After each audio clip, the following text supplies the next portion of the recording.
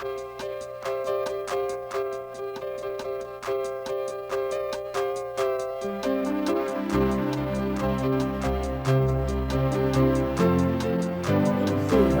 on in something. My next play is The Great Gatsby. I understand it cost $45 million. I think that's the right number. And it's, you can see every penny because there's gold here and there's stuff here. If anybody here has not read The Great Gatsby, shame on you. This is a book that was given out in my day in elementary school in 8th grade, and in your day in middle school. And you basically read it then, and then you read it again in college for your, whatever your basic lit course was, because it's from the Roaring Twenties. It's a book by F. Scott Fitzgerald, who is considered one of the great writers of the 20th century, whether he really was or not. People are going to, in the future, will decide that, not us. Right. The Great Gatsby was directed by Mark Bruni. The book is by Kate Kerrigan.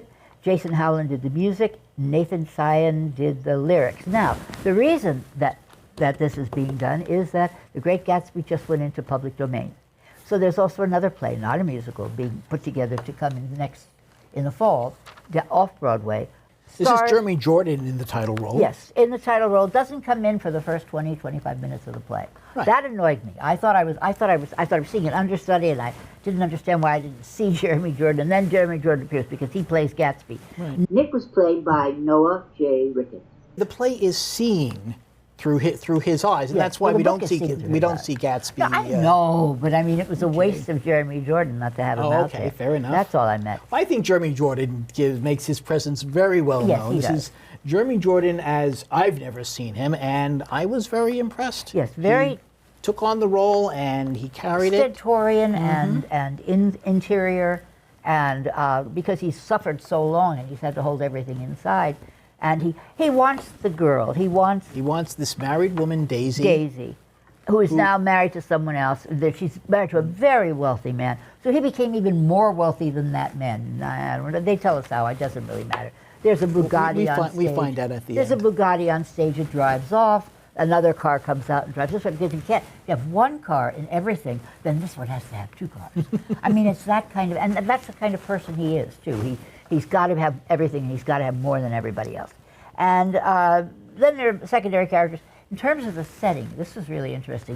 They have it on there are two things that are very important, two symbols in the book. One is the green light across the bay, which is where Daisy lives, and where Gatsby This all takes place in Long Island. Long Island City. Well, they call it West Egg, but it's actually the Hamptons or somewhere like that.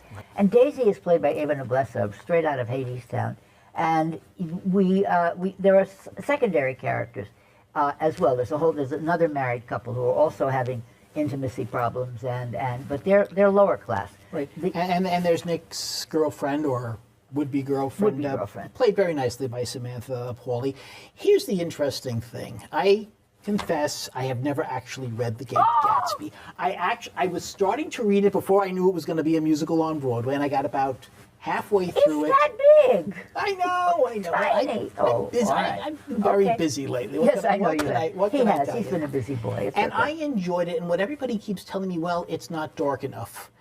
But coming to it with fresh eyes, I did enjoy it. I didn't find it too light. Too dark? Too light. Too light. Everybody said, "Oh, it's not dark enough." What happens in the book is much darker. And I guess maybe they felt for a musical they had to lighten it up. But that worked for me, especially since I had no idea what it was supposed to be. Well, so coming to it with fresh eyes, I did see it a little differently, and I did enjoy it. Mm-hmm.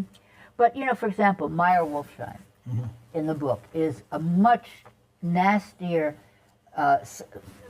take on Jewish gangsters of the time period.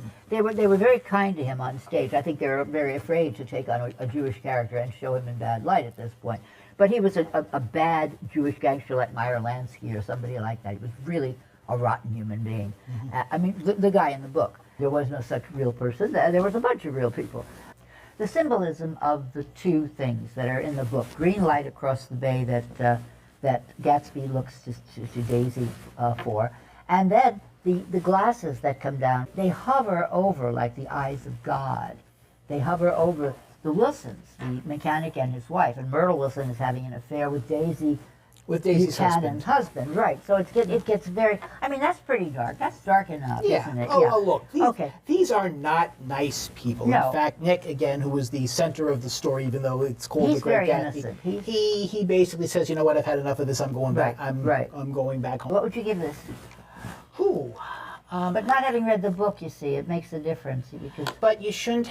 You should take a play not as it have to comes read to. a book You're right. or a source material You're right. to see a play. When you are right, and you're I right. did enjoy this. I will give it 3 3/4, and I will finish the book. I was disappointed in it for a multitude of reasons, mostly the music, which I thought was very. And I would give it 3. I would give it 12 for the amount of money that you see on the stage, but I will give it 3 for what its value is dramatically. But I know